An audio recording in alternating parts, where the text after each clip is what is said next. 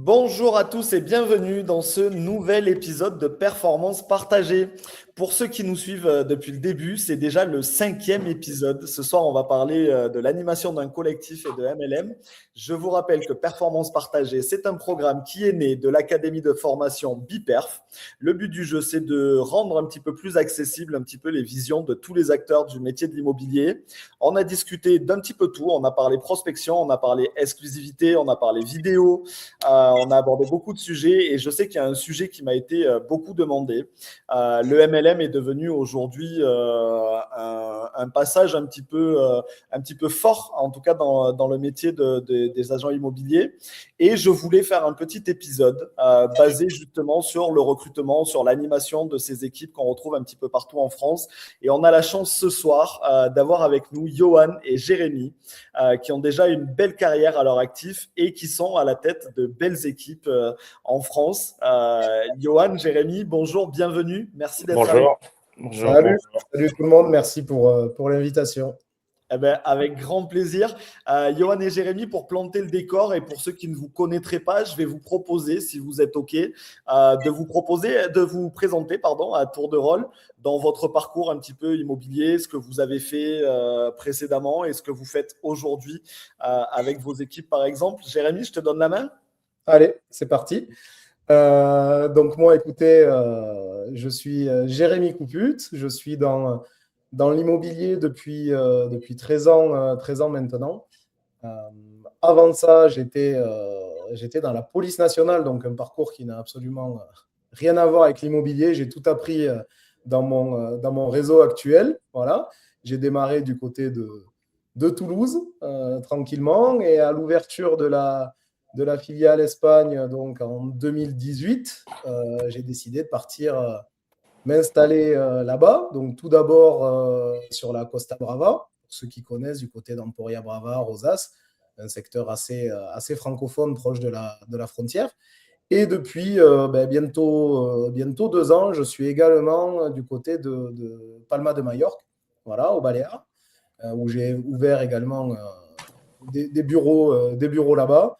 Et donc, on développe une équipe un petit peu partout en France et en Espagne. Donc, ça nous fait à peu près entre 160 170 conseillers en France et une centaine en Espagne maintenant. Voilà. Ok, très Hop bien. Ben, là. en tout cas, juste par rapport à ta localisation et ton implantation, ça donne envie. Ouais, Ouais, c'est clair, ouais. c'est ça. Rosas, Palma de Majorque. On aurait pu faire le podcast chez Jérém, quoi. Ça aurait été plus sympa, C'est hein. ça. Ben, là où le prochain, on fera ça. Écoutez, on va prendre rendez-vous pour un deuxième épisode. On trouvera un sujet et on ira l'enregistrer à Palma de Majorque. Voilà. C'est ça. Johan, du coup, je suis désolé, mais la barre est haute. Moi, tu es pas mal non plus. Tu es à Ouais, Venay, du côté d'Aix-en-Provence. On va ex- pas, t'as pas trop à te plaindre quand même niveau. exactement. Ouais, la région est jolie aussi, mais c'est pas là où j'ai démarré, parce que comme j'aime à dire, moi j'ai démarré 3 fois l'immobilier. La première fois, c'était en agence à l'âge de 22 ans. J'en ai 45 aujourd'hui, si je dis pas de bêtises. J'oublie souvent mon âge, hein.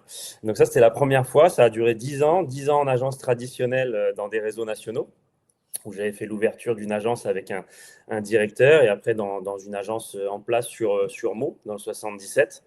Après, j'ai démarré IAD, donc moi, il y a 14 ans maintenant. Je voyais des panneaux IAD fleurir un petit peu partout autour de mon agence. Je me suis dit, c'est quoi tout ça? J'avais 2 options à ce moment-là. C'était soit d'ouvrir une agence traditionnelle avec mon premier patron dans l'immobilier qui m'avait gentiment sollicité pour pouvoir s'associer. Et puis, j'avais l'aventure IAD, alors sans trop connaître le marketing de réseau, hein. C'était plutôt pour faire de l'immobilier différemment à l'époque que je m'étais lancé dans le réseau IAD, qui était un tout petit réseau. Et puis, comme tu l'as souligné, Alex, il y a de ça, ça fera 5 ans au mois de juin, j'ai décidé de me mettre dans le dur, de recommencer un peu tout pour des raisons à la fois personnelles mais aussi professionnelles. C'est que j'ai déménagé à Venelle, juste à côté d'Aix-en-Provence. Et donc, j'ai redémarré l'immobilier. Je connaissais 2 personnes à cet endroit-là et je suis reparti de zéro. Et par rapport aux équipes, aujourd'hui, moi, l'équipe, elle est principalement en France. Alors, il y a quelques personnes en Espagne, Jérémy, C'est bien. pas trop vers chez toi, je crois, du côté de Calpe, mais sinon, on est Je ne regarde pas tous les jours, mais on doit être dans un peu plus de 305 personnes dans l'équipe aujourd'hui dans le réseau. Et puis, je le place parce que je l'aime bien, ça. C'est que là où je suis plutôt très content, c'est qu'on n'est pas du tout la plus grande équipe du réseau, mais à date, on est la 5e équipe la plus productive. Donc, je suis très content de ça. Alors, pour moi, bien évidemment, mais beaucoup pour eux parce qu'on va en parler pendant tout ce podcast. C'est un modèle qui est vachement aligné et si ça fonctionne pour eux, c'est que ça fonctionne pour moi. Et je pense que ça, on le partage tous. Voilà, Ok, pour te donner quelques brides de moi. Et trop mon bien. coiffeur, si tu veux le connaître, je te donnerai l'info en off. En off, on fera ça en off avec grand plaisir. Bon, en tout cas, belle présentation tous les deux. J'ai une question pour Jérémy. Alors moi, je vous suis beaucoup sur les réseaux. Je vois beaucoup, alors je vois beaucoup Johan qui communique et sur l'animation de ses équipes, mais aussi sur son activité parce que Johan, tu es encore bien implanté dans la production. Tu fais encore beaucoup de production.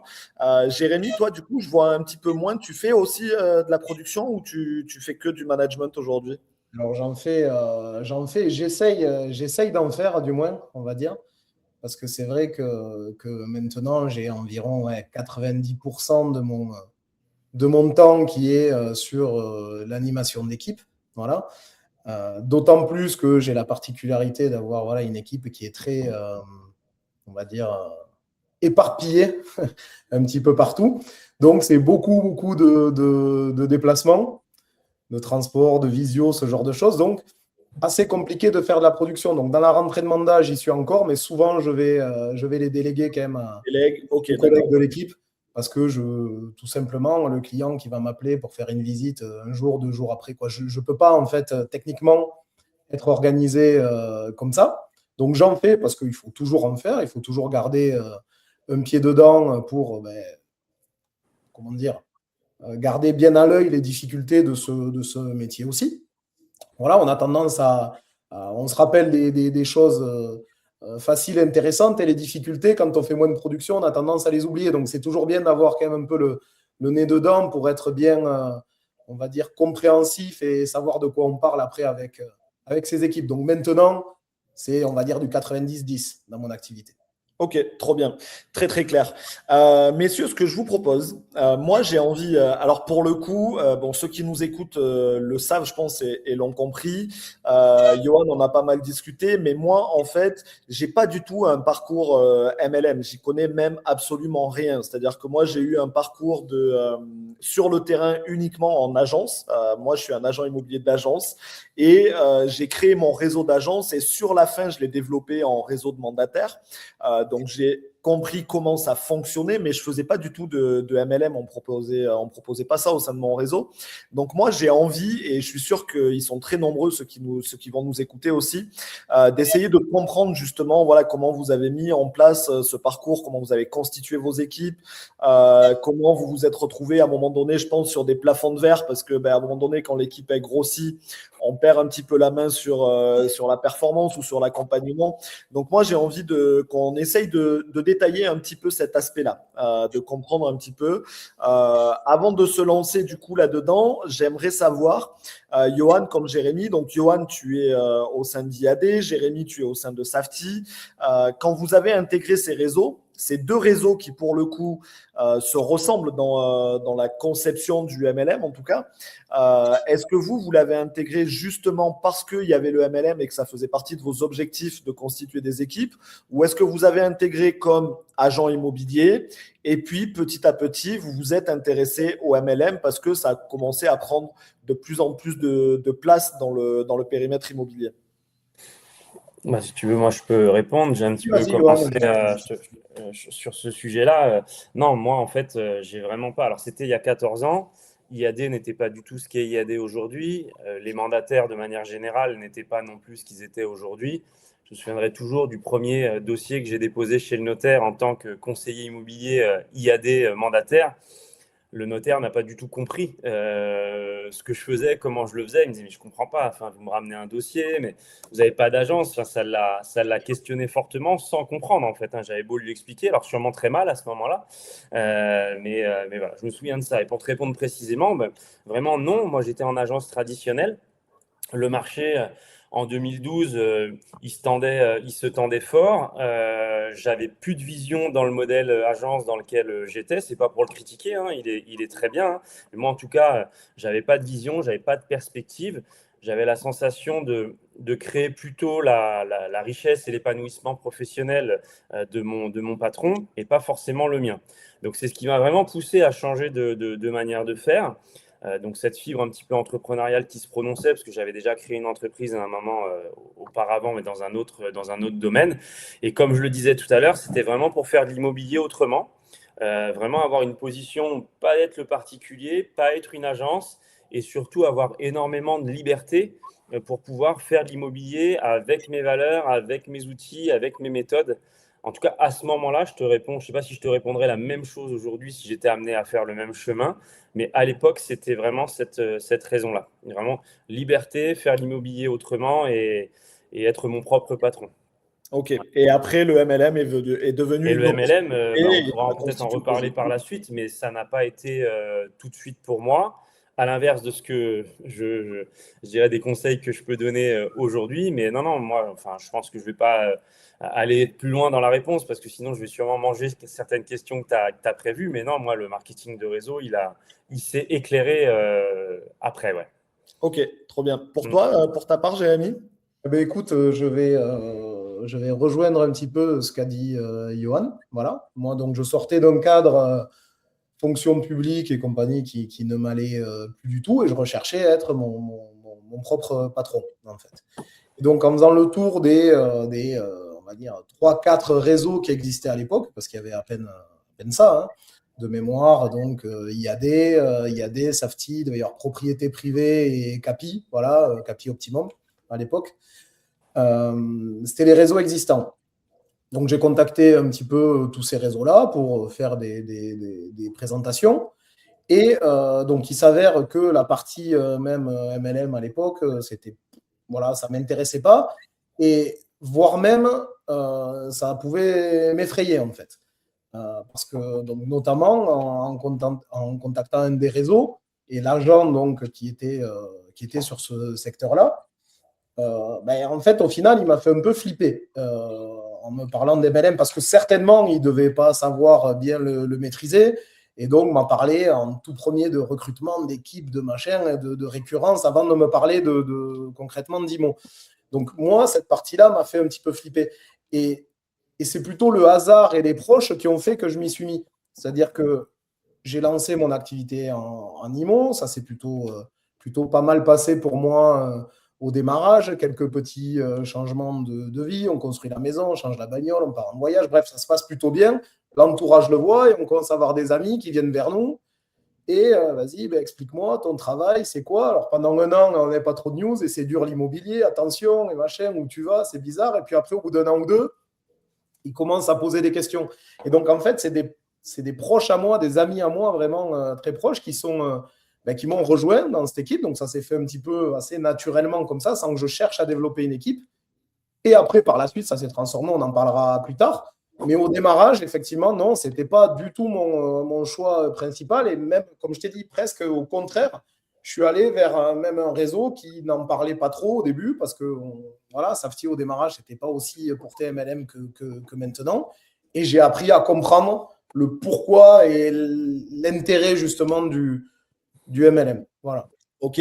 Quelle est votre vision à l'époque, vraiment au balbutiement de la mise en place du MLM, enfin, du marketing de réseau dans vos réseaux? Si on fait le parallèle, ce format ce format professionnel, il porte débat. Il y a beaucoup de questions autour de ce format. D'ailleurs, il est même très très mal perçu. Je connais des réseaux de voyage notamment qui ont souffert et qui ont eu du mal à se lancer parce que justement très associé au système pyramidal, tout ça. Enfin, il n'y avait pas forcément une belle image de ce fonctionnement. Comment vous l'avez vécu? Comment vous avez réussi à en faire une force du coup? Parce que bizarrement, j'ai l'impression que dans l'immobilier, on n'a pas trop souffert de cette mauvaise image qu'ont pu connaître d'autres professions par rapport à ce format d'activité. Ouais, si tu veux, je peux y Vas-y, aller. Jeanne. En fait, effectivement, je te rejoins. Je pense qu'on a moins souffert que dans d'autres activités Pourquoi? Parce que je pense que les premiers réseaux qui en ont fait, donc IAD qui a commencé avec ça, au début, on n'a pas misé, comment dire, ça, il n'a jamais été question d'avoir des revenus principaux dédiés quasi qu'au MLM. C'était une annexe, c'était un complément de revenus que l'on pouvait avoir de notre activité principale qui restait la transaction. Ça a mis beaucoup de temps à se transformer comme ça. Pourquoi? Parce qu'on a aussi un MLM qui n'a absolument rien à voir en termes de commission de rétrocession à ce qu'il peut y avoir dans d'autres MLM où tout est dédié sur le recrutement. Certains gagnent de l'argent ne serait-ce qu'à recruter. C'est là où c'est plus que tendancieux, on va dire. Alors que chez nous, ça a toujours été basé sur la performance réelle d'un conseiller. Et un conseiller performant gagnait toujours et gagne toujours beaucoup plus avec ses ventes qu'avec le MLM. Donc c'est pour ça qu'on a pu, nous, éviter, je pense, dans l'IMO ce côté un petit peu négatif. On l'a eu grâce à ça. Et puis, autant que ça a mis à se développer. On n'est pas arrivé à fond MLM que ça dès le démarrage. Et pour le coup, donc je rejoins ce que je disais au début, ouais, la mauvaise image, moi, je l'avais. Je l'avais parce que j'avais les images du MLM, des trucs de téléphone, de machin, de produits qu'il y avait à l'époque. Et donc ça, cette partie-là, moi, j'avais mis un peu de côté. Et c'est vraiment avec le temps où je pense que maintenant, on a un marché qui est devenu quand même plus sain à ce niveau-là et où on voit que tous les réseaux, j'exagère, mais une majorité des réseaux IMO, ils vont dedans et je ne serais pas étonné que même les agences traditionnelles se développent comme ça dans les années à venir. Je pense qu'on n'a plus de retour négatif à ce niveau-là, y compris de la concurrence non MLM. Ils ont arrêté de taper là-dessus parce qu'ils se rendent bien compte que finalement, c'est relativement sain et qu'il n'y a aucun intérêt à faire rentrer des gens dans nos équipes s'ils n'ont pas une chance de performer par la suite. Aucun intérêt. Vraiment, ils ne pourront jamais vivre, de par les minima qui est en général et tout ça, uniquement du MLM dans l'immobilier. En tout cas, pas avant 10 ans, 15 ans. Donc, c'est pour ça, moi, je pense que ce qui nous a sauvés, c'est ça. Ok, Johan, ta vision, toi, du MLM au début? Au début, comme je te disais, je ne connaissais pas, à part ma maman qui faisait des réunions avec des amis quand je rentrais de l'école, des produits, à l'époque qu'on appelait des produits Stanum ou Tupperware. Je voyais qu'elle faisait ça, mais je ne savais pas du tout que c'était du MLM à ce moment-là. Donc moi, j'ai dû mettre à peu près 3 ans avant de commencer à développer. Et comme je le disais à un de nos cofondateurs lors d'une intervention il y a plusieurs années maintenant, je crois que j'ai cherché le loup pendant 3 ans. Et puis, en observant les meilleurs d'entre nous dans le réseau sur ce sujet-là, je me suis rendu compte que le modèle, il était juste, il était humain, il était aligné, donnant-donnant. Voilà, c'est vraiment quelque chose aujourd'hui qui est extrêmement sain, comme disait Jérémy, le marketing de réseau. Et je pense que c'est souvent un problème d'information. C'est que quand on ne connaît pas, ça fait peur. Et puis la plus grosse des problématiques, c'est d'écouter des personnes qui sont incompétentes dans le domaine en parler. Et ça, c'est la vraie problématique. Après, nous, au niveau du réseau, même si on n'est pas du tout là pour parler de nos réseaux, mais nous, en tout cas, notre réseau, c'est une entreprise de marketing de réseau qui fait de l'immobilier. Et quand nos cofondateurs ont pensé à créer ce réseau, ils avaient pour idée de créer un réseau en marketing de réseau et pas forcément un modèle dans l'immobilier au départ. Et c'est venu s'associer. Alors après, je rejoins à 10 000% Jérémy, c'est que pour pouvoir performer dans des réseaux comme les nôtres, il faut passer par la case immobilier. Je dirais même, moi, je prône cette parole qui est de se dire, plus on est compétent dans la production et plus on sera en capacité de pouvoir accompagner et je dirais aussi attirer des personnes qui vont venir chercher de la performance immobilière et avec une vision plus lointaine qui est le marketing de réseau. Ok, on rentre dans le vif du sujet de suite. Moi, je vous pose des questions telles qu'elles me viennent, hein, et avec ma vision et avec mon expérience. Je pense qu'effectivement, le côté rassurant du marketing de réseau dans l'immobilier, c'est que pour le coup, il portait des résultats tangibles. C'est-à-dire que contrairement à des groupes de voyage ou autres, où effectivement il y a des réductions, enfin c'est très peu palpable, mis à part si on voyage beaucoup et qu'on fait beaucoup d'économies. Mais pour le coup, moi personnellement, je suis désolé pour ceux qui nous écoutent, mais j'ai jamais rencontré dans mon entourage quelqu'un qui m'a dit Alex, j'ai économisé 15 000 € à l'année en faisant 15 voyages. Je l'ai pas rencontré. Par contre, que ce soit chez IAD ou Safety ou d'autres réseaux, il est vrai qu'on fait rentrer, on parraine quelqu'un, il produit, on prend un pourcentage de commission, c'est simple, c'est clair, c'est efficace. Et Alors, ça, c'est je me permets de te couper, Alex. On Dis-moi. prend pas, c'est-à-dire que c'est nos sièges qui nous redistribuent ce que Oui. j'appelle moi de la rémunération Les simplifiés. managériale. Les Et simplifiés. ça, c'est vachement important de le préciser. C'est moi vraiment, c'est ce que j'appelle de la rémunération managériale. C'est une rémunération qui Ce que tu vient. veux dire, en fait, pour que ce soit plus simple, pour que ce soit bien visible et palpable, ce que tu veux dire, c'est que toi, tu prends aucune commission sur la vente de ton Comme filleul. Jérémy, ouais, on prend Le rien sur filleul nos fait sa vente et c'est le siège qui rétrocède. Voilà, juste pour que Exactement. ce soit bien palpable pour ceux qui nous Et ça, écoutent. c'est extrêmement important de le préciser. On a tous le même contrat, on est tous logés à la même enseigne, on a tous la même ligne de départ et on peut tous se doubler à un moment. Ok, Si on effectivement, en a l'envie. j'ai fait le raccourci et tu fais bien de le préciser. Donc, du coup, ça, c'était pour l'aspect positif. C'est très palpable, c'est très simple. Par contre, l'aspect négatif, du coup, celui qui, du coup, a la mauvaise image qui collait un petit peu à vos réseaux ou aux autres réseaux, c'est que, effectivement, quelqu'un qui rentre chez IAD ou chez Safety va constituer son équipe. Et puis, en fait, dans son équipe, il va y avoir des gens qui vont être bien meilleurs que celui qui a constitué l'équipe. C'est-à-dire que nous, ce qu'on a beaucoup rencontré, moi, ma vision, quand j'étais responsable de mes agences, je rencontrais beaucoup de mandataires, de toute enseigne confondue, qui faisaient de l'immobilier depuis 4 mois et qui, tout à coup, ne nous parlaient plus comme des agents immobiliers, ils nous parlaient comme des formateurs. Ils disaient, ah, mais moi, je suis pas agent immobilier, je suis formateur. Bon, effectivement, pour moi, il fallait redescendre un petit peu d'un étage parce que 4 mois d'expérience professionnelle sur le terrain ne fait pas de toi un formateur. Ou alors j'ai loupé un épisode. Et c'est vrai que c'est ce qui a été beaucoup reproché au départ à tous les réseaux confondus qui se sont lancés dans ce système. C'est que quelque part, il y avait, ça permettait de recruter, de former des équipes sans être soi-même agent immobilier, en tout cas d'avoir de réelles compétences dans le métier. C'est vrai que pour le coup, ça a fait beaucoup réagir. Est-ce que vous l'avez vécu, vous, ça? Est-ce que ça fait partie des retours que vous avez eus, auxquels vous avez été confrontés? Bah, si tu veux, je vais prendre la main, j'ai mis Vas-y. sur ça. Oui, au début, moi, j'ai eu des retours, mais c'était pas. Il y avait du vrai. Il y a toujours eu du vrai là-dedans. Moi, quand je suis arrivé en 2012 dans le réseau, la formation, elle était. Alors, on avait l'université en ligne qui commençait à arriver. Et puis, les personnes qui formaient, c'était les personnes qui avaient le plus de compétences.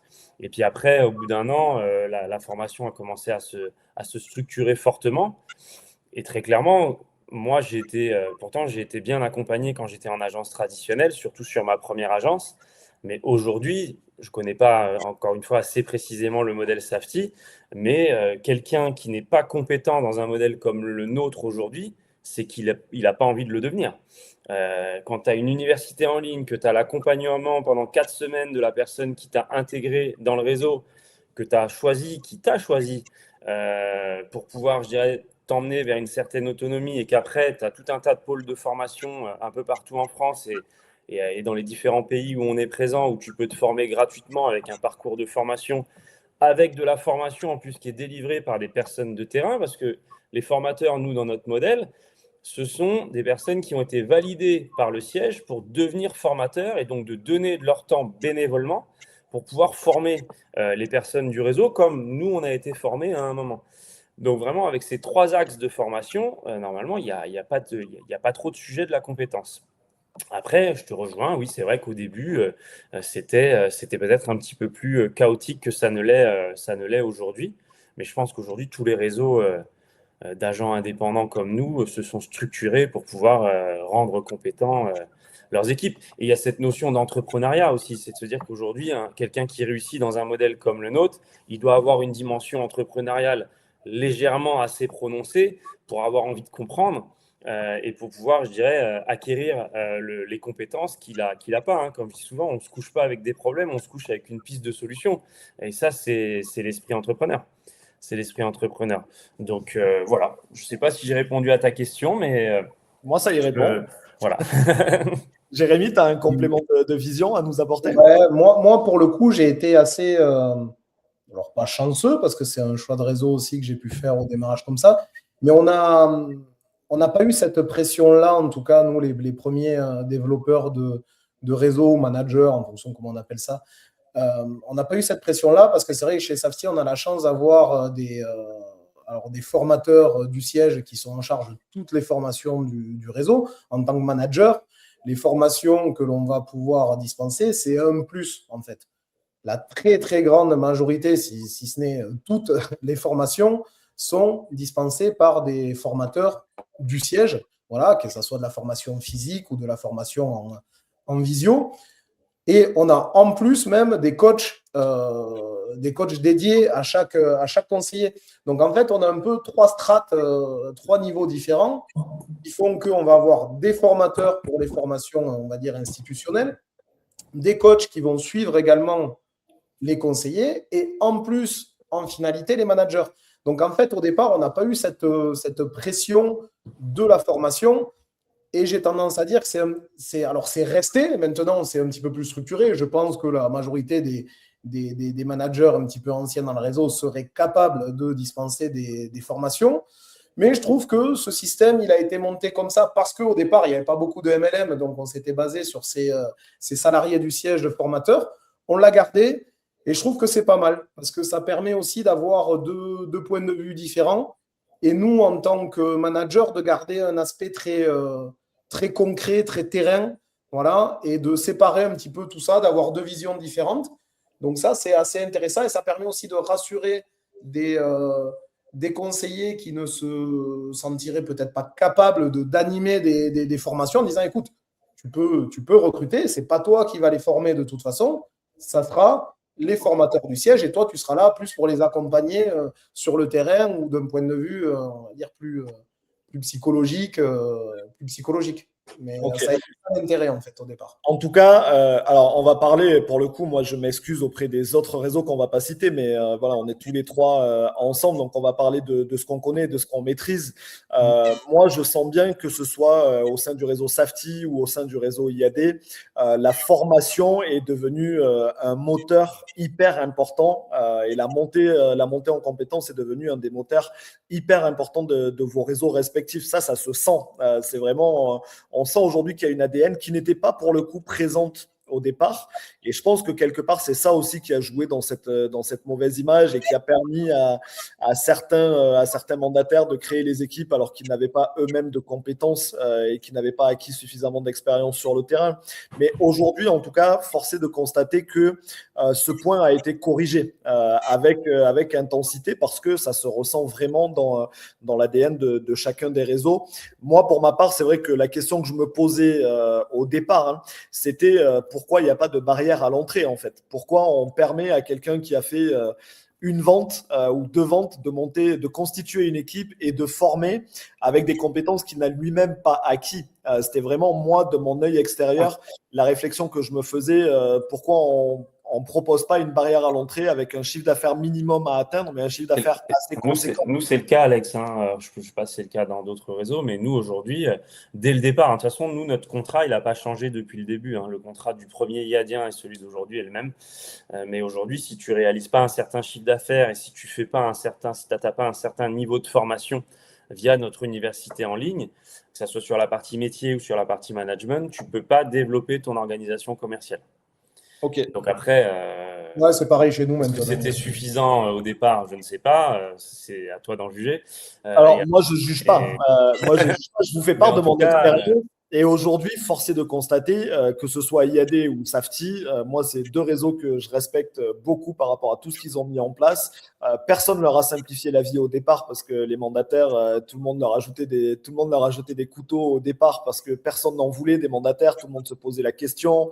Voilà, aujourd'hui, quand on voit la place que prennent les réseaux de mandataires dans le nombre de transactions annuelles, pour moi, en tout cas pour ma part, ça force au respect. Voilà. D'autant plus qu'aujourd'hui, comme je vous le dis, je suis vraiment aligné avec l'ADN qu'on ressent dans la formation et dans l'accompagnement que je ne ressentais pas au départ.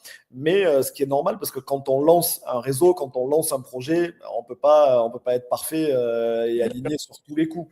Donc c'est normal, il y a toujours une marge de progression.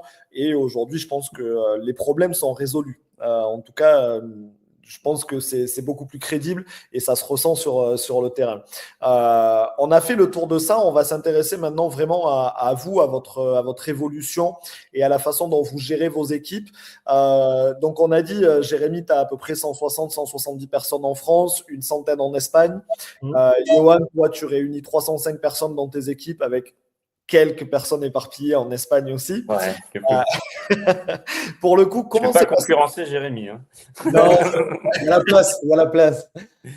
Mais pour le coup, comment s'est passé les évolutions de vos équipes? Comment elles se sont passées? Est-ce que vous êtes passé de 0 à 5, à 10, à 15 ou est-ce que vous êtes passé de 0 à 20, à 60? Comment s'est passé un petit peu cette évolution dans le temps? Alors moi, de mon côté, ça a été hyper long, hyper régulier, hein, parce que donc oui, 13 ans chez Safety, mais pareil, 10 ans, on va dire, à commencer à réfléchir aux équipes et tout ça. Donc ça a été assez progressif, avec quand même un step après sur le passage en Espagne. Pourquoi? Parce que j'ai démarré de zéro en Espagne avec zéro conseiller Safety. J'étais tout seul en Espagne, donc il y a eu un peu plus de place et un engouement au démarrage qui a fait que on a profité de ce moment pour faire passer un step à l'équipe.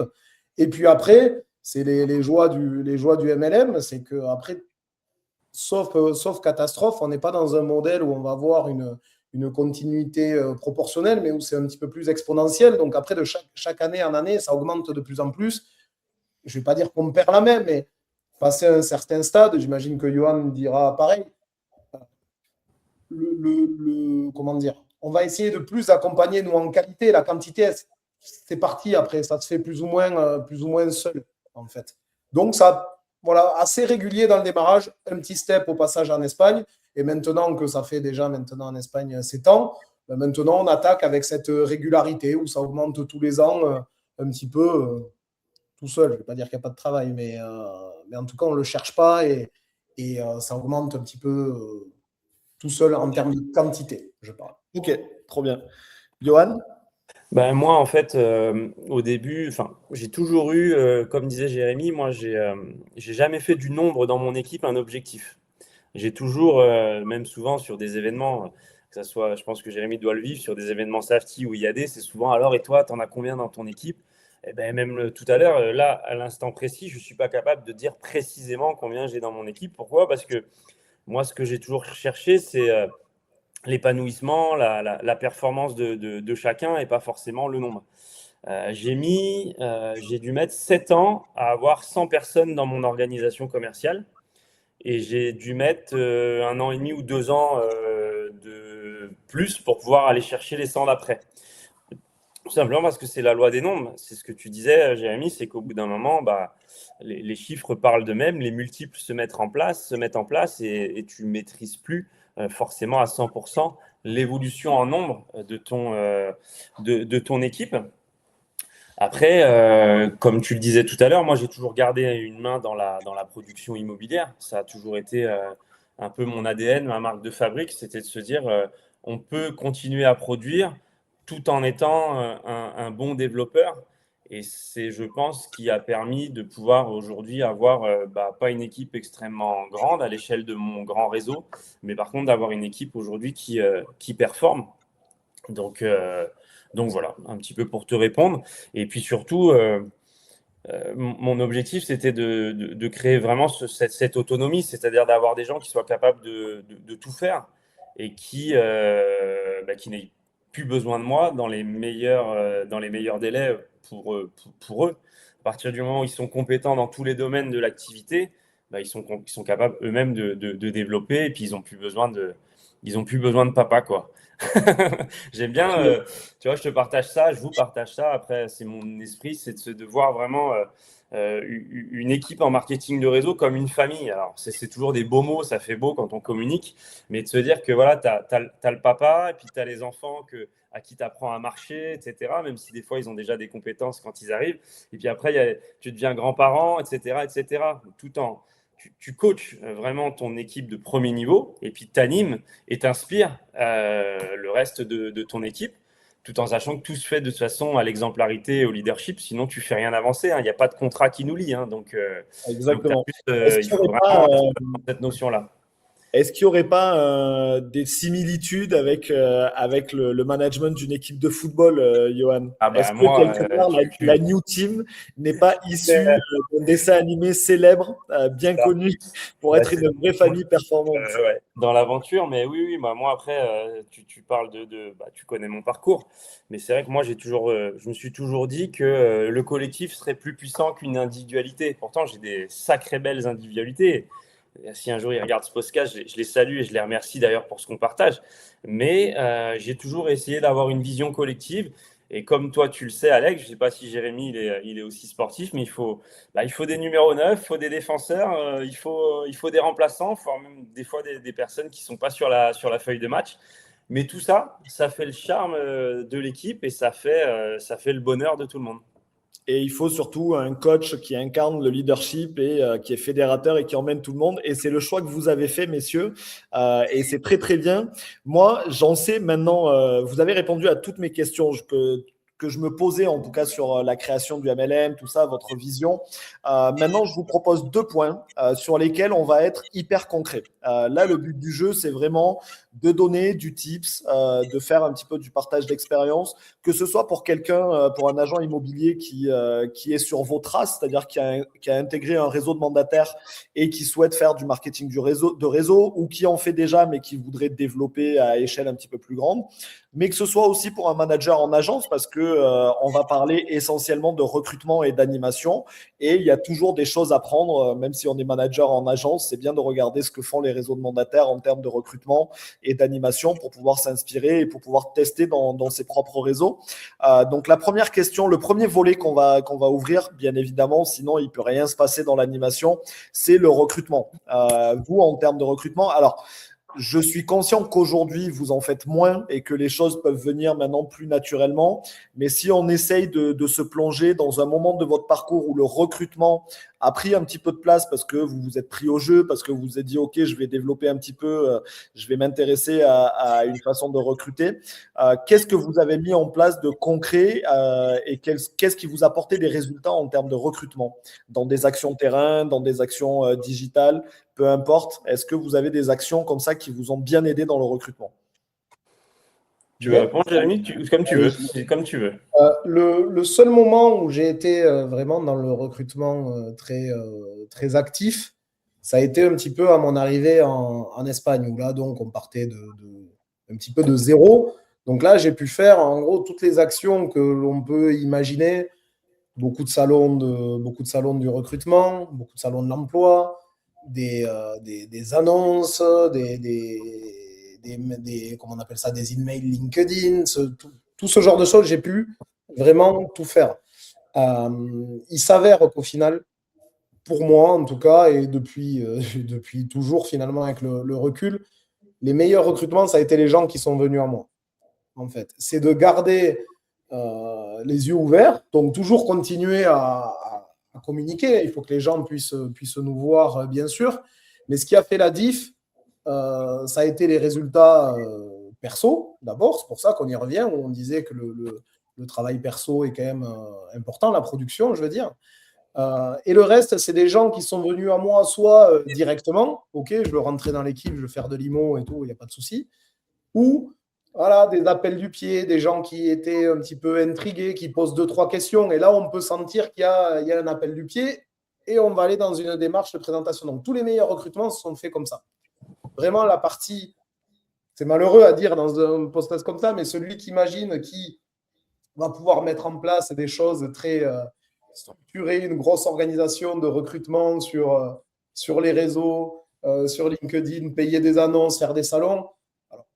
Soit je n'ai pas été bon là-dedans, soit ce n'est pas ça la recette. Et la recette, c'est d'être un petit peu soi-même et d'attirer des gens qui vont être plus à même déjà de nous faire confiance, de nous écouter derrière par la suite.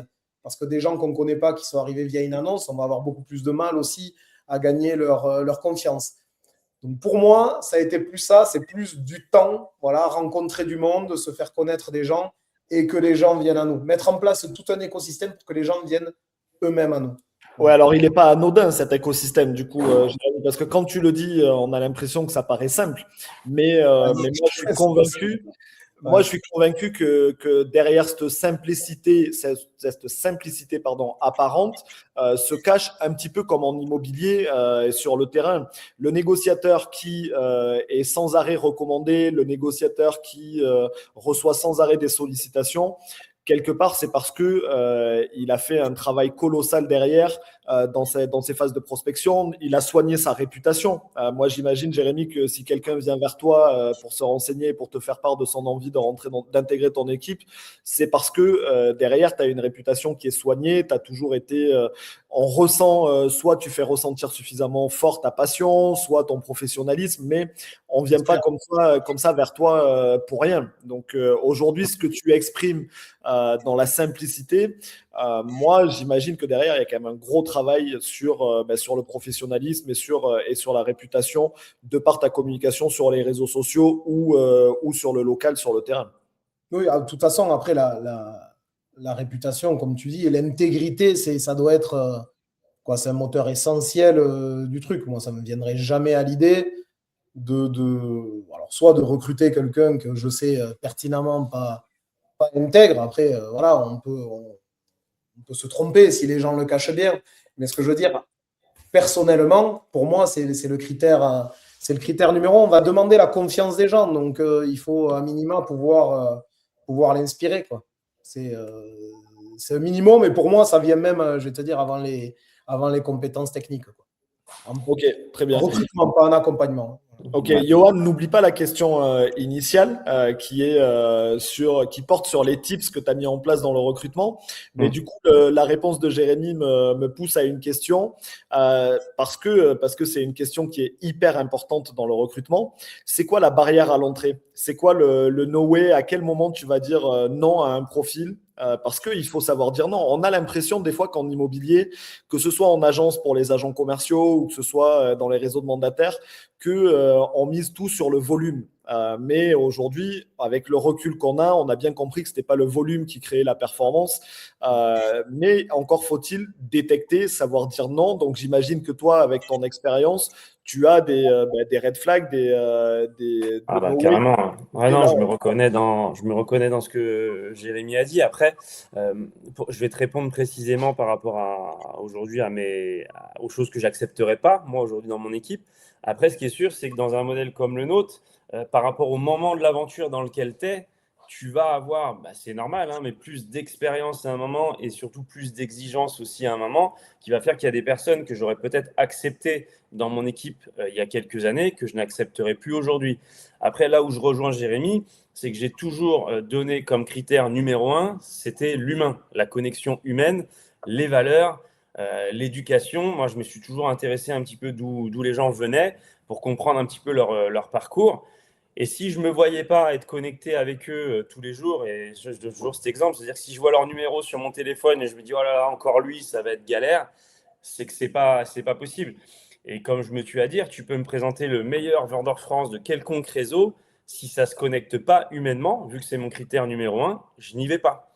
Je n'y vais pas parce qu'aujourd'hui, je suis devenu entrepreneur pour pouvoir partager une vie professionnelle plaisir et de pouvoir être connecté avec des gens autour de moi qui partagent les mêmes valeurs que moi. Et aujourd'hui, en tout cas, moi, les personnes qui me font vibrer, c'est des gens qui recherchent de la croissance, de la performance. Alors, quand je dis de la croissance et de la performance, c'est pas forcément de devenir le meilleur vendeur de la planète. C'est pas ça, mais c'est d'avoir envie de faire évoluer leur vie personnelle au travers de leur vie professionnelle.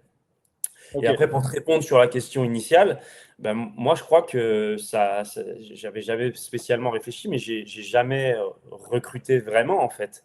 J'ai jamais vraiment recruté comme on l'imagine, comme peut-être certaines personnes qui vont regarder ce visio l'imaginent, c'est-à-dire de mettre des annonces, etc. J'ai dû le faire quelques fois, mais ça n'a jamais vraiment fonctionné. Aujourd'hui, le produit, c'est moi, c'est Jérémy, c'est vraiment ce qu'on fait, c'est l'accompagnement qu'on donne à nos équipes qui se fait savoir, c'est l'animation, c'est les événements qu'on organise, c'est l'épanouissement des gens de nos équipes qui font que bah, ça attire des gens à nous. Et donc, j'ai fait aussi, hein, je m'en souviens, j'ai fait des salons, j'ai fait ce genre de choses, mais aujourd'hui, mon développement, c'est mon épanouissement personnel et Et c'est mon réseau, ce que j'appelle la liste chaude, ce qu'on appelle la liste chaude dans des modèles en marketing de réseau. Et puis, j'ai quand même eu le bonheur d'avoir quelques leads du siège aussi. Aujourd'hui, je sais que le réseau, lui, communique beaucoup sur le développement, sur le fait qu'on est le premier réseau d'entrepreneurs de France. Et ça, c'est vrai que ça génère un peu de leads qui peuvent arriver. Voilà. Mais je te déçois un peu au final parce que j'ai pas de tips précis à part d'animer son réseau et d'être en action sur son réseau et non pas en réaction sur son réseau. Voilà, ça c'est Ouais, vraiment alors, euh, moi, vous ne me décevez vraiment important. absolument pas, hein. Moi, je ne fais pas un podcast imposer des tips. Moi, je cherche à comprendre. Alors, après, c'est vrai que c'est plus simple pour moi de comprendre parce que même si Jérémy, on s'est moins côtoyé, on n'a pas eu l'occasion même de passer trop de temps ensemble en présentiel. Johan, on s'est beaucoup plus vu. Du coup, je sais comment vous fonctionnez. Je sais que vous êtes des aimants sociaux. Je sais que vous, dans une soirée, vous captez facilement les opportunités. Vous passez pas à côté d'une opportunité si vous ressentez un bon profil. Donc, effectivement, ça vous permet aujourd'hui de ne pas avoir besoin de mettre en place des actions qui, de mon point de vue, ne vous ressembleraient pas. Voilà, c'est pas. Oui, même enfin moi, après, je sais pas si Il c'est le faut cas. faire des choses qu'on apprécie, il faut faire des choses avec lesquelles on est aligné de toute façon, quoi qu'il arrive. Donc, Oui, oui, tout à fait. Ouais. Après, je ne sais pas si c'est le cas pour Jérémy dans le réseau Safety, mais même les plus grosses réussites en développement dans le modèle IAD, des personnes qui ont quasiment plus de 2000 personnes aujourd'hui dans leur équipe, si tu échanges avec eux, ils te diront qu'ils ont tout essayé, mais la seule chose qui a fonctionné, c'est leur réseau en fait. C'est les gens qui vont rencontrer, c'est des connexions humaines qui vont se créer et que les gens vont penser à nous, à la fois quand ils pensent immobilier sur la partie transaction, mais aussi sur la partie développement. Et comme tu le disais, Jérémy, aujourd'hui, les réseaux sociaux nous permettent aussi de se créer cette image, de pouvoir faire savoir qui on est, comment on fonctionne, et qu'il y ait des gens qui se reconnaissent dans notre manière d'évoluer. Moi, j'aime bien dire que je pense qu'il y a sûrement peut-être un réseau pour chacun. Et dans chaque réseau, il y a aussi peut-être une personne pour chacun. Aujourd'hui, je me rends compte que moi, au début, ça n'arrivait jamais. Mais aujourd'hui, j'ai des gens qui m'appellent et qui me disent dès le départ, écoute, Johan, je te préviens, j'ai audité différents réseaux, comme Jérémy l'a fait, ce que j'ai entendu, que moi, je n'avais pas fait à l'époque. Et dans le réseau IAD, je suis en contact avec 3, 4, 5 personnes. Et c'est moi qui vais choisir la personne avec qui je vais rentrer. Et ça, je suis convaincu que ça va être l'avenir. C'est-à-dire que plus on va augmenter la dimension entrepreneuriale des personnes qui nous rejoignent, et plus ils vont être décideurs des choix qu'ils vont faire. Comme Jérémy et moi, on choisit avec qui on s'associe. Parce que moi, j'aime bien dire que j'ai des associés. Je n'ai pas des filleuls ou autres. Pour moi, c'est des associés. Donc, je ne m'associe pas avec tout le monde. au final, c'est un petit peu le même fonctionnement que dans votre prospection pour vos vendeurs. C'est-à-dire que Pareil. ils vont peut-être qu'au niveau, en plus aujourd'hui, vu le nombre de mandataires qu'il y a, c'est fort probable qu'un vendeur dise, je suis en contact avec 3 mandataires d'IAD et je vais choisir celui qui va me sembler le plus compétent pour m'accompagner dans mon projet professionnel. C'est exactement la même chose du coup. Jérémy, juste toi, ta barrière à l'entrée, c'est quoi? L'individualisme, en fait. Je peux pas empêcher quelqu'un comment dire, celui qui veut rentrer chez Safety, qui me contacte ou qui contacte un autre conseiller ou quoi, et qui a un profil un petit peu plus individuel. En soi, je suis personne pour lui interdire. Par contre, mon équipe, c'est mon équipe. Et celui qui décide de rentrer, parce que par choix personnel, souvent, c'est des illusions d'entreprises passées ou des problèmes de management ou quoi. Ils ont fait vraiment un reset et ils veulent être un peu dans leur coin. Soit, pourquoi pas. Par contre, il ne bénéficiera pas non plus de toutes les choses que je peux faire pour l'équipe. En plus, c'est toujours du donnant-donnant, quoi. Donc, je suis personne pour empêcher quelqu'un de vouloir bosser de son côté. Par contre, je suis quand même quelqu'un pour dire, écoute, moi, je ne vais pas faire des choses en plus pour toi si toi, tu as décidé d'être individuel. Tu es soit collectif, soit individuel. Les deux choix te sont permis. Par contre, moi, je n'agirai pas de la même façon non plus. Voilà. Okay. On ne peut pas venir juste consommer le collectif et rien remettre. Exactement. Tu ne peux pas prendre ce qui est intéressant d'un côté pour ne pas en redonner un tout petit peu de l'autre, quoi, tu vois. Parce qu'en plus, dans l'idée, c'est que tu donnes énormément pour que chaque personne donne un tout petit peu, pas à moi, mais au reste du groupe. Donc, si cette personne-là n'est pas capable de ça, par contre, écoute, tu es libre, il n'y a pas de souci, tu es de ton côté, on ne va pas non plus te mettre des bâtons dans les roues ou quoi que ce soit. Tu fais comme tu veux. Par contre, on ne donnera pas voilà, ce qu'on doit donner en plus. Mais honnêtement, c'est hyper rare. Voilà, on parle de 2-3 cas sur 300. C'est très rare parce que les gens ont en général compris il faut quelque part être un petit peu tordu pour vouloir bosser dans son coin, dans un réseau. Quoi. Au bout d'un moment, il faut s'aligner. Soit tu veux bosser dans ton coin et tu vas dans. Il y a certains réseaux qui existent, j'allais dire, où la marque n'est pas présente, où il peut y avoir 100% de com, où il peut y avoir ce genre de trucs mais tu n'as pas tous les avantages du réseau. Mais vas-y, va chez eux, viens pas chez nous. Il n'y a aucun intérêt à venir chez nous si derrière, tu ne veux pas utiliser le collectif. Quoi. Vraiment, ça n'a aucun sens. Mais 2-3 fois sur 100, ça se produit. Et donc, en général, la seule chose à faire, c'est écoute, vas-y, tu es dans ton coin. Et c'est très bien. Voilà, il n'y a pas de souci. Ok. Petite question comme ça en aparté. Est-ce que selon vous, c'est plus facile de recruter dans votre système de marketing de réseau parce qu'au final, vous recrutez, oui, sur l'humain, mais avec une connexion qui vous est individuelle avec la personne que vous recrutez?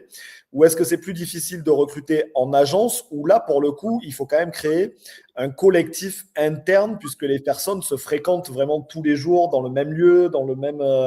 c'est quoi votre vision des choses par rapport à ça? Je vais répondre. Oui, je pense qu'aujourd'hui, oui, c'est sûrement plus facile de développer aujourd'hui notre organisation à Jérémy et à moi qu'aujourd'hui de devoir développer ces agents co ou ces salariés en agence traditionnelle. Le fonctionnement est beaucoup plus libre. Aujourd'hui, on se rend compte que les chercheurs de liberté, ils sont très axés sur les outils. Tous les outils, en gros, qu'est-ce qui est mis à leur disposition pour pouvoir réussir. Et des modèles comme le nôtre, tu es sûr d'être accompagné. Parce que de toute façon, la personne qui t'intègre dans son équipe, qui fait le choix de t'intégrer dans son équipe, a tout intérêt à te voir réussir et à te rendre meilleur qu'il ne l'est lui aujourd'hui.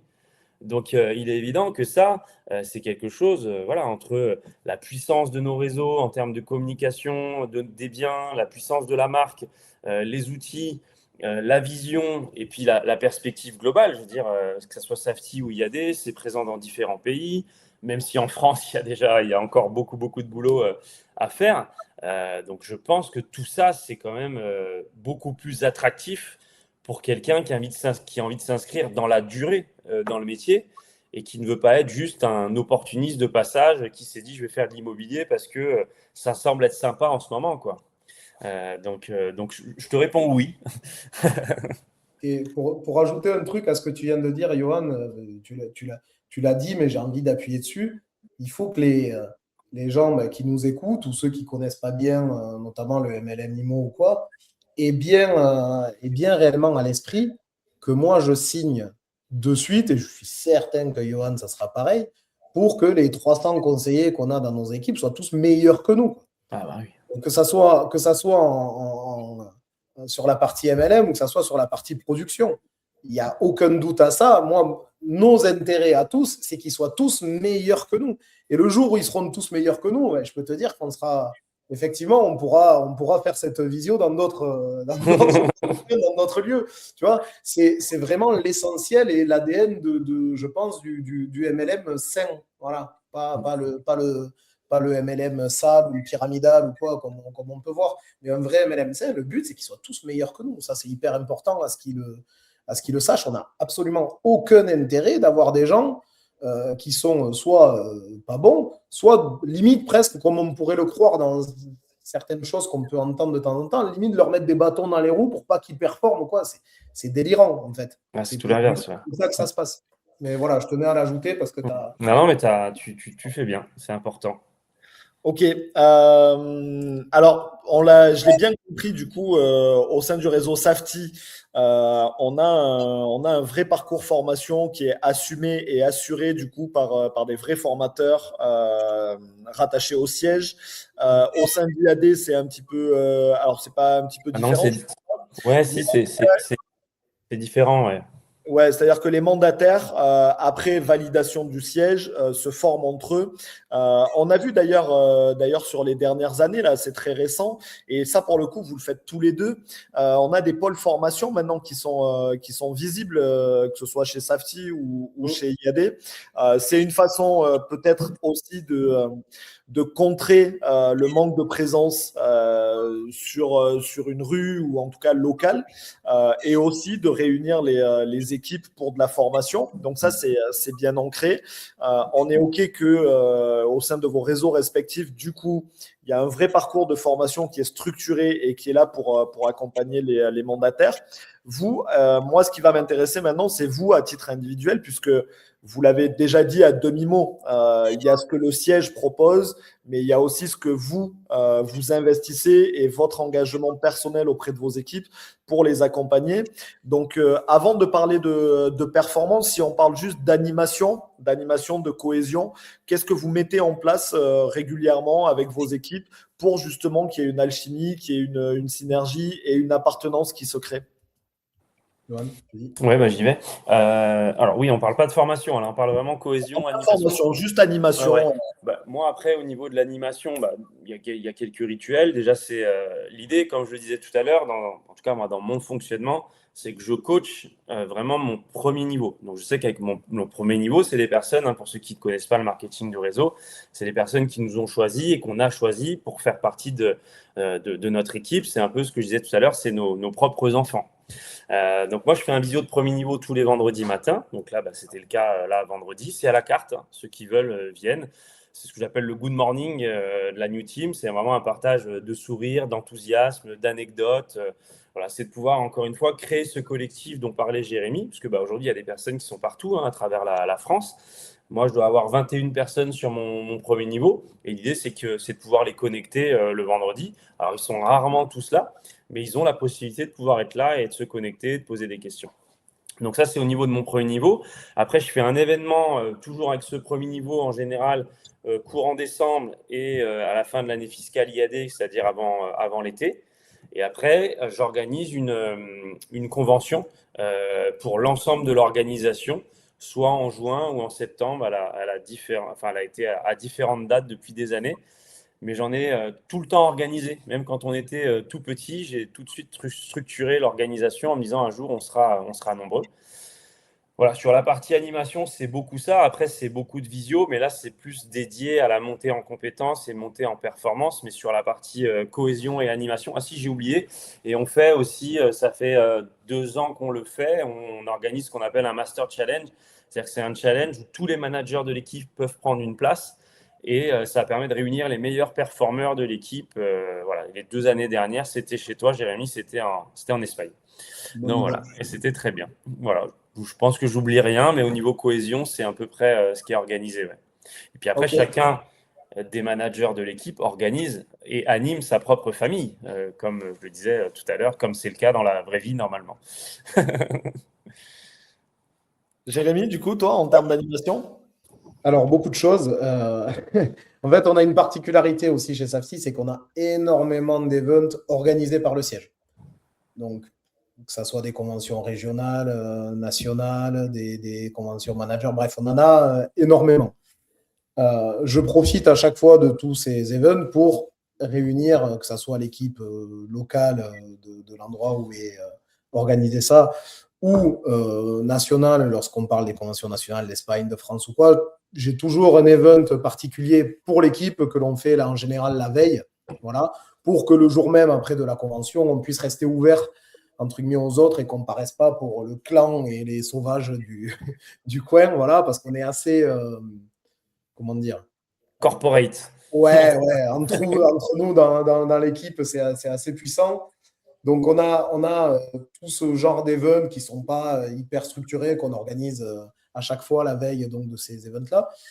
On a une convention donc d'équipe qu'on organise tous les ans, donc avec l'aide d'autres managers de l'équipe, où on paye littéralement cette convention à tous les conseillers de l'équipe. L'année dernière, on était au ski. Cette année, on part dans un mois là, à Saint-Tropez, où on est une centaine en général, où les conjoints sont conviés convier aussi. Voilà, on essaye d'organiser cet event, un repas de Noël aussi.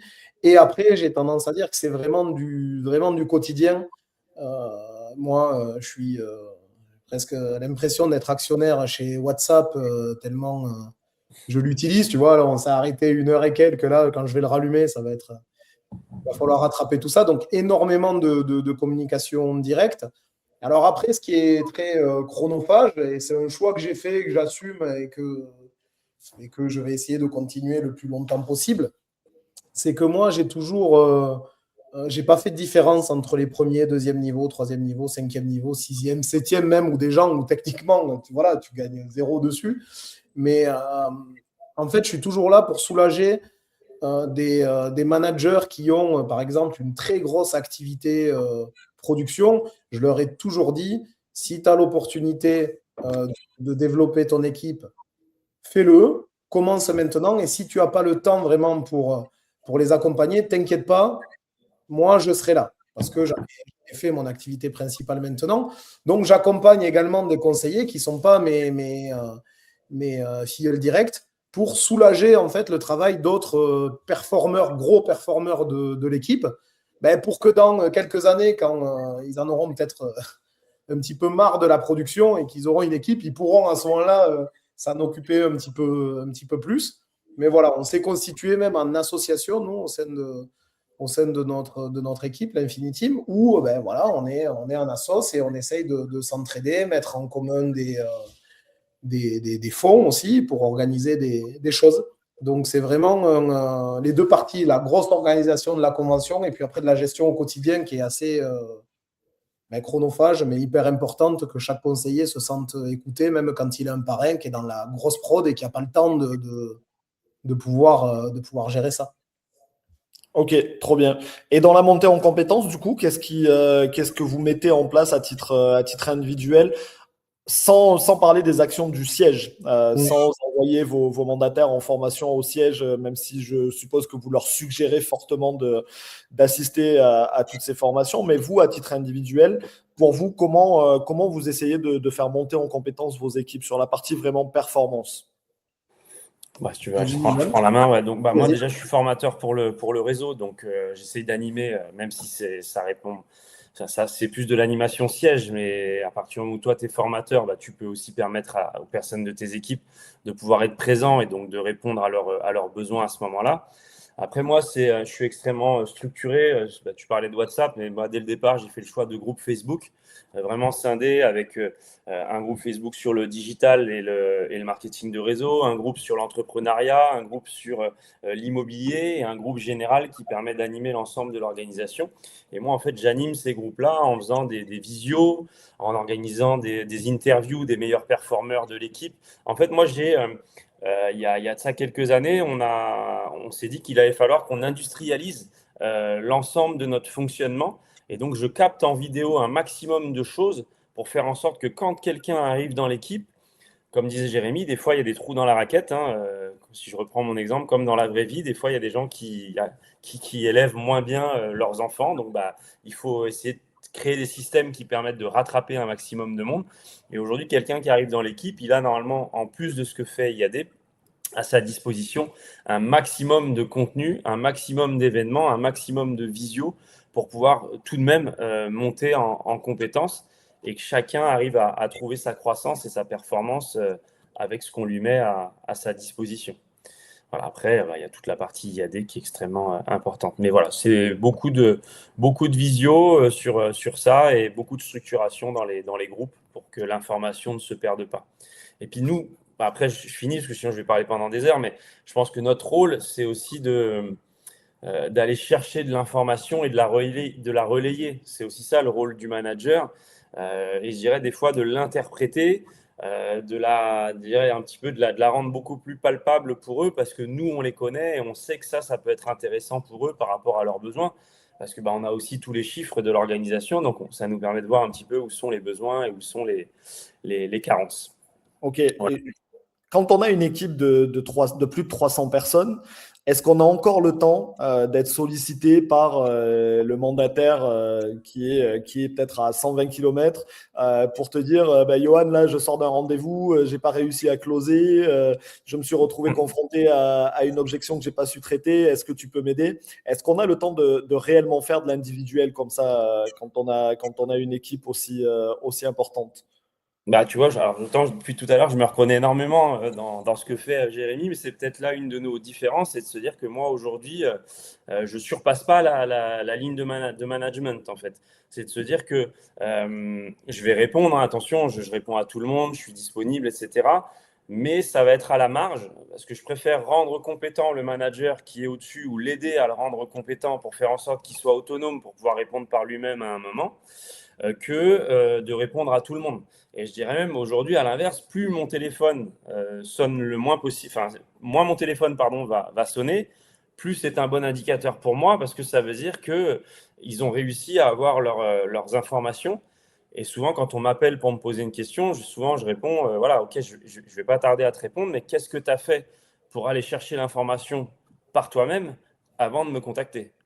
Voilà. Donc, Après, tu à te l'inverse, bien évidemment, là, ça fait un petit peu hautain, mais bien évidemment que je réponds à tout le monde, mais chacun sait que ça doit être un peu à la marge et qu'au-dessus d'eux, ils ont déjà des Bien uplines. sûr. Et c'est pour ça Ouais, que ouais. c'est pas du tout hautain, c'est un choix structuré de se dire que toi, tu Bien sûr. agis dans la montée en compétences individuelles sur ton niveau. Et ensuite, c'est pas que tu refuses la montée en compétences individuelles, c'est que tu la partages avec les managers qui, eux, ont la mission de faire monter et de faire évoluer leurs Voilà, équipes. c'est-à-dire, si malheureusement la vie fait que moi, je suis plus là, bah, ils peuvent continuer à avancer sans ma personne, en fait. C'est vraiment mon idée et mon idée depuis très longtemps. Ok, ça marche. Jérémy, ton évolution à toi dans la montée en performance de tes équipes? Ouais, alors moi, ce que j'essaye de mettre en place, en tout cas, c'est d'identifier les conseillers qui sont des exemples et des modèles dans l'équipe, que ce soit en termes de CA pur, nombre de ventes, exclusivité, l'image, la photo, la communication, ce genre de choses.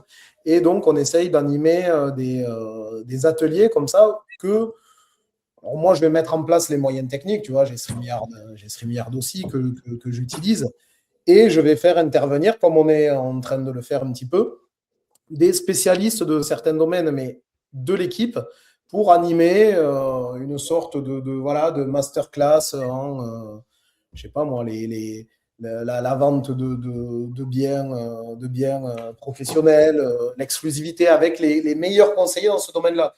Le but étant de les faire monter eux également en compétences en termes d'animation d'équipe et de présentation, et notamment via les outils digitaux. Donc cette partie-là, effectivement, on le fait beaucoup.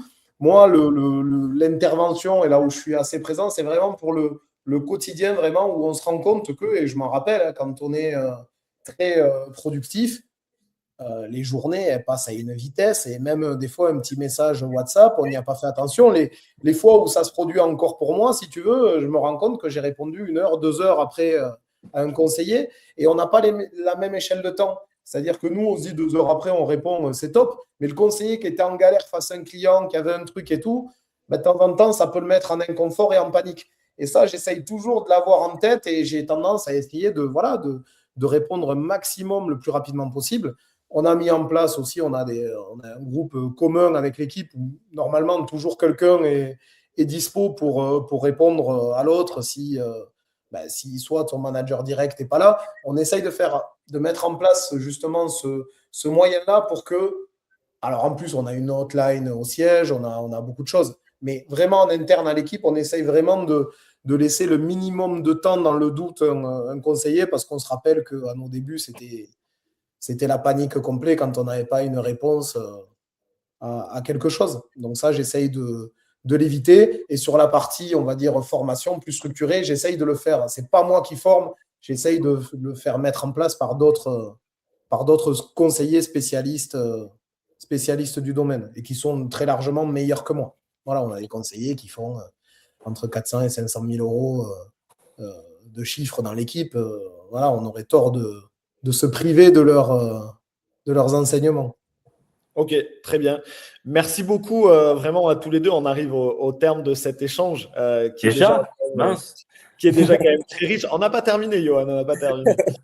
C'est quand même très riche et moi, j'ai bien apprécié cet échange avec vous deux. Pour conclure un petit peu, pour vous, selon vous, pour quelqu'un qui souhaite se lancer donc dans vos traces, de devenir manager d'une équipe en marketing de réseau, quelles sont selon vous les 3 qualités indispensables que doit absolument détenir un futur manager pour pouvoir, comme vous, développer des équipes assez conséquentes? S'il y avait vraiment 3 qualités fondamentales. Tu vas, Jérémy, ou je On vais? va peut-être répondre à tour de rôle parce Ouais. qu'à mon avis, elles vont se rejoindre. Mais pour moi, une essentielle, vraiment bien comprendre la patience. Voilà, ça ne se fait pas du jour au lendemain.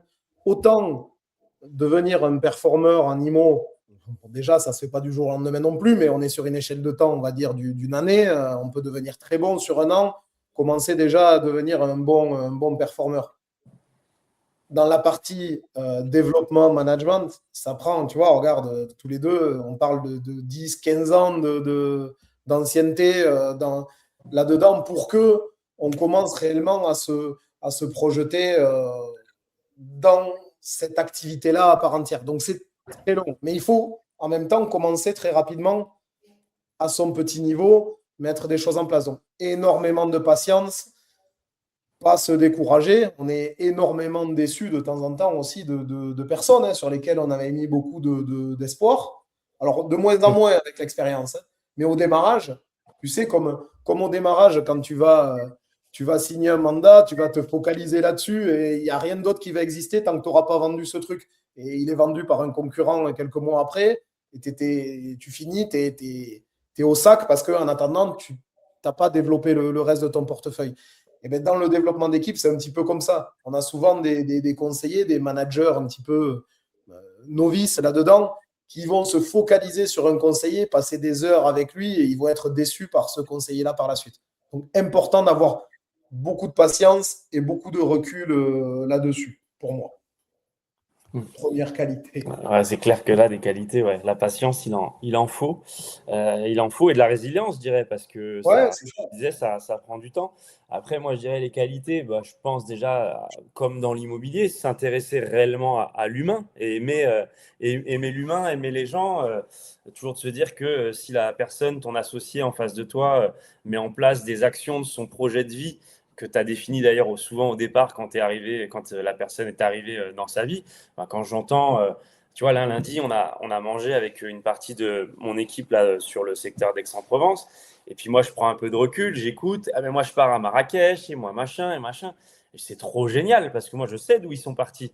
Et de se dire que tu as réussi, c'est leur réussite à eux, mais que tu as un petit pourcentage de cette action-là où tu as mis quelques graines dedans pour que ça puisse se réaliser, c'est juste génial.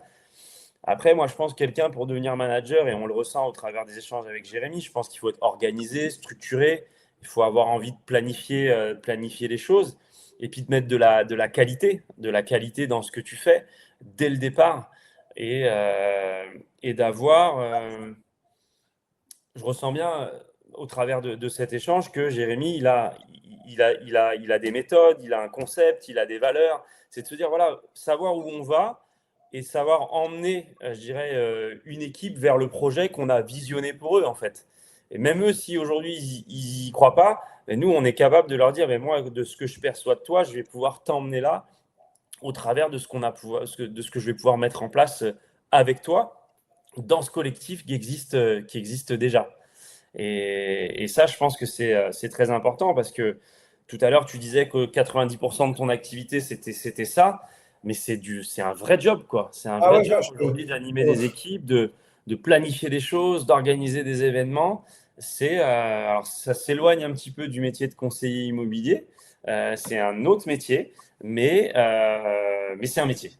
C'est un vrai métier. Donc, il faut vraiment être organisé et c'est le seul moyen de pouvoir faire rouler le véhicule très vite, quoi. Je peux te confirmer que j'avais plus de temps pour moi quand, entre guillemets, j'étais dans la performance de la transaction, à faire voilà, 15-20 ventes à l'année. plutôt que maintenant où je suis dans la partie manager. C'est tout ce qu'on peut rêver. Tu sais, souvent, les gens, ils ont une image de ça derrière. On se dit, oh, chouette, t'as une grosse équipe. Donc maintenant, en gros, tu ne travailles plus. Ouais, mais sur le papier, c'était peut-être ça au départ, mais dans la... différemment. Tout le contraire. Et en fait, j'ai jamais autant travaillé, autant fait d'heures par semaine que depuis que je me consacre uniquement à la partie développement et management. Mais après, j'adore ça. Donc, T'es pris au jeu, en fait. c'est l'avantage dans nos métiers, c'est qu'on fait ce qu'on aime et à partir de là, voilà, ça se passe bien. On n'a pas, le temps passe plus vite que pour quelqu'un qui passe 10 heures à l'usine, quoi, si tu veux. C'est ça, et puis voilà. tes actions de ta journée, c'est tes choix. Donc, puis on n'a pas de limite. On n'a pas de limite de rémunération, on n'a pas de limite d'heure, on n'a pas de limite géographique. Les seules limites, c'est celles que l'on se fixe nous personnellement par rapport à ce qu'on a envie de donner et au moment de vie dans lequel on est. Et ce modèle, il s'adapte justement à toutes les situations de vie. Et c'est puissant. Et j'aimerais juste placer ça quand même dans ce podcast. C'est qu'aujourd'hui, je pense que c'est le cas aujourd'hui chez Safety, mais on construit quand même quelque chose tous les jours qui nous permet d'avoir un fonds de commerce qui sera à un moment cessible et revendable. C'est quand même assez incroyable de se dire qu'on construit ça pas pour rien, quoi, et qu'à la fin de l'histoire, il va y avoir quelque chose en plus de la rémunération que ça génère tous les mois. Donc c'est quand même assez puissant. C'est très puissant, c'est très puissant. Jérémy, tu as quelque chose à ajouter pour conclure? Non, juste reprendre, mais tu vois, Johan l'a dit aussi, mais il faut, je pense pour moi, il faut terminer là-dessus. C'est vraiment pour se diriger vers cette voie-là de manager d'équipe, de développement. Il a dit, il faut aimer les gens, il faut vouloir leur réussite. Si ça, tu l'as et que tu le mets en place vraiment dans le concret, si tu veux voir la réussite réelle des gens, ben, ça va bien se passer, peu importe ta méthode, en fait. Ça sera juste du temps. Il y en a qui vont le faire plus vite que d'autres parce qu'ils vont avoir d'autres compétences. Mais si déjà, de base, tu veux la réussite des gens que tu as fait rentrer dans ton équipe, que tu aimes les gens, voilà, ça va le faire. Ça mettra soit 5 ans, soit 10 ans, soit 20, mais ça va le faire. Voilà, c'est certain.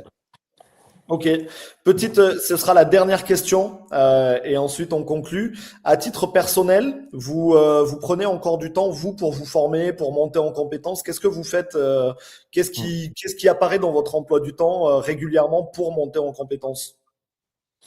Je réponds, déjà, dans le modèle, vous le savez, on est obligé d'avoir, par rapport à la loi Allure, de se former. Moi, dès qu'il y a une nouvelle formation, j'essaye de la suivre, parce que de toute façon, nous, dans notre modèle, si tu ne la suis pas, tu ne peux pas la dupliquer derrière. Donc, tu es obligé de le vivre comme ça. Et puis, au-delà de ça, moi, je suis un féru d'informations. Parce que des fois, même s'il y a des sujets qui m'intéressent que peu, je vais les chercher, je vais essayer de comprendre pour pouvoir transmettre à quelqu'un dans mon équipe pour qui ça pourrait avoir de l'intérêt. Et puis au-delà de ça, là depuis quelques temps, j'ai pris un coach directement, mais plutôt sur la partie dimension entrepreneuriale, on va dire, de l'aventure, pour pouvoir avoir une vision de hauteur sur ce que je fais, et puis trouver des pistes d'amélioration et d'épanouissement, parce que je trouve que c'est un équilibre. Jérémy disait, voilà, j'ai jamais autant bossé, etc. Et dans l'esprit, moi, j'aimerais bien continuer à être de plus en plus efficace par rapport au nombre d'heures que je mets dans l'aventure, et de se dire que j'arrive à faire en moins de temps ce que je faisais il y a quelques temps. Alors, il y a plein de pistes de travail avec ce coach, mais voilà, pour te répondre, voilà, beaucoup de formations, des séminaires aussi, tu vois, pas plus tard que c'est hier ou avant-hier, je ne sais plus, le temps passe vite, j'étais sur un séminaire. Dès qu'il y a du monde, c'est là où on s'était rencontrés. J'essaye d'être présent parce que dans les témoignages et dans les expériences des autres, même si ils viennent de démarrer depuis 2 semaines le métier, des fois ils arrivent avec une fraîcheur, avec un truc auquel nous on n'a jamais pensé et qui peut être vraiment puissant. Et moi, je me suis construit au travers des témoignages et des autres. Vraiment, moi, je suis toujours très très ouvert à vouloir apprendre, ouais, plus que jamais. Je pense avoir mon mot à dire sur pas mal de sujets, mais néanmoins, j'écoute beaucoup. Et c'est d'ailleurs pour ça que j'ai vachement apprécié cet échange avec Jérémy, parce que j'ai pris des choses, quoi. Aujourd'hui, j'ai pris des choses voilà, qui m'ont paru pertinentes et que je dupliquerai. Ouais. Eh ben, j'espère que ce sera le cas de tous ceux qui nous ont écoutés également. Jérémy, tu as monté en compétences au quotidien ou Comme l'a dit Johan, les formations, de toute façon, comment tu veux, même vis-à-vis des autres, même, j'ai tendance à te dire, même une formation dont tu n'aurais pas besoin, il te faut la suivre. Il faut montrer l'exemple, déjà, c'est le premier truc. Donc, comment tu veux, déjà, de base, inciter les gens de ton équipe à te former si toi, tu le fais pas. On est dans un métier qui évolue à vitesse grand V. Il y a toujours des domaines qui, regarde, en ce moment, l'IA, tu t'y intéresses pas pendant 15 jours, tu reviens, il y a plein de nouveaux trucs. Bref, ça évolue tout le temps. Donc oui, la formation, je dois passer forcément 3-4 heures par semaine en minimum en formation. Tu as des formations obligatoires aussi également, même sur la partie management, tu vois. Si tu veux accompagner les autres conseillers, il faut te former aussi. Donc la formation, ça fait partie du quotidien. Et celui qui dira, qui performe sans se former et tout, ouais, peut-être aujourd'hui, mais demain, ça ne sera plus le cas. Voilà. Si tu ne mets pas en place des choses aujourd'hui qui vont te permettre à garder un peu cet état d'esprit d'apprendre et tout, va arriver un moment, ça ne sera peut-être pas aujourd'hui, peut-être pas demain, mais où tu vas être largué sur un domaine. Et donc, il faut garder à l'esprit toujours d'être dans la formation et capter tout ce qu'on peut capter. Tu as parlé des séminaires, tu as parlé de tout ça. Il faut essayer d'en faire le maximum. Moi, de mon côté, en plus, j'essaye de m'ouvrir même à d'autres domaines et à guetter des sujets, que ce soit en développement personnel, en formation, qui ne sont pas forcément liés que à l'immobilier pour aller piquer quelques idées à droite à gauche dans des bouquins ou autres que je vais essayer de mettre en place après derrière au monde immobilier et à notre équipe, à tout ça. Donc oui, hyper important de se former. Tu as un organisme de formation, c'est pareil. On a des formations dans nos réseaux respectifs qui sont dispensées de temps en temps exactement de la même façon, de temps en temps de manière différente. En fait, il n'y a pas une bonne formation, une mauvaise. Elle va être plus adaptée à certains profils qu'à d'autres. Des fois, ne serait-ce que la même formation dispensée par deux formateurs différents, on ne va pas la capter de la même façon. Donc, il faut en faire le plus possible et pas hésiter à s'ouvrir à l'extérieur aussi à d'autres formations en dehors de nos réseaux, en plus. Voilà, c'est certain. Exactement. Merci beaucoup pour cette conclusion, Jérémy. Moi, en tout cas, j'ai adoré cet échange. J'ai ressenti, alors pour le coup, je sais que, encore une fois, dans tous les échanges que je crée, il n'y a aucune vérité. Moi, j'aime à dire qu'il n'y a pas de vérité absolue. Nous, aujourd'hui, on a notre vision, on a notre parcours, on a nos expériences. Maintenant, il existe, et c'est la beauté de notre métier, il existe une multitude de pratiquer et d'obtenir des résultats dans l'immobilier à partir du moment où on est passionné et où on est humain. Je pense que c'est quand même la règle fondamentale. Mais aujourd'hui, ce que j'ai ressenti avec vous, c'est que voilà, non seulement il y a une très grande part d'humain dans ce que vous faites et dans la conception et l'animation de vos équipes, mais il y a aussi derrière tout ça beaucoup de terrain.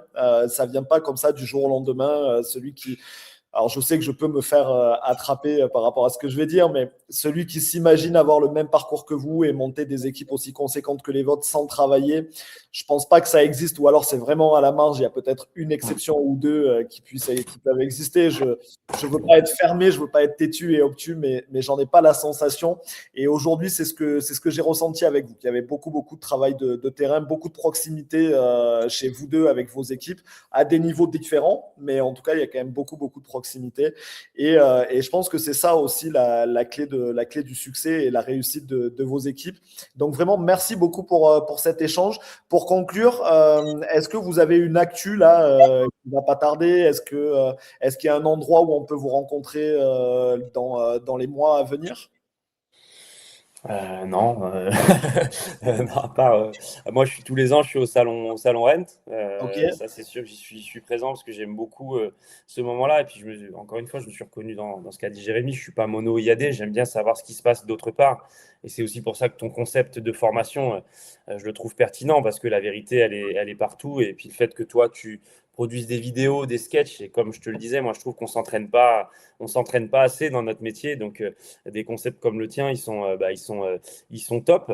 Et c'est pour ça que je vais au Rent tous les ans pour voir les nouveautés, rencontrer du monde, et puis voir un petit peu ce qui se passe en dehors de mon réseau, qui est très bien, mais j'aime bien quand même voir ce qu'il y a ailleurs.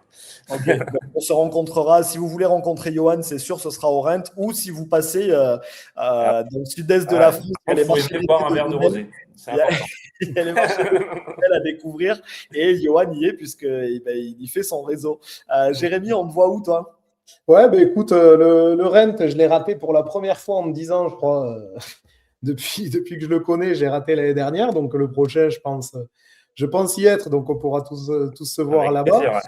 Et là, ben, à minima, on attaque un gros mois à venir où on a la convention nationale Espagne qui arrive là dans une semaine et quelques, si je me trompe pas. Donc ça approche. Donc avec toujours pareil, on en a parlé, un event d'équipe la veille, tout ça, donc pas mal de choses.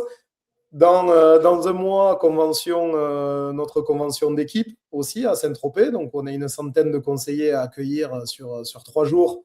Donc, beaucoup de taf aussi. Et derrière, on part profiter la semaine d'après, début juin, Club Excellence Safety, où on part tous à Marrakech. Et là, ça sera un petit peu plus bringue. Je me laisse porter par le réseau. Voilà. Donc, Trop bien. on attaque 2 mois avec beaucoup de choses là avant l'été.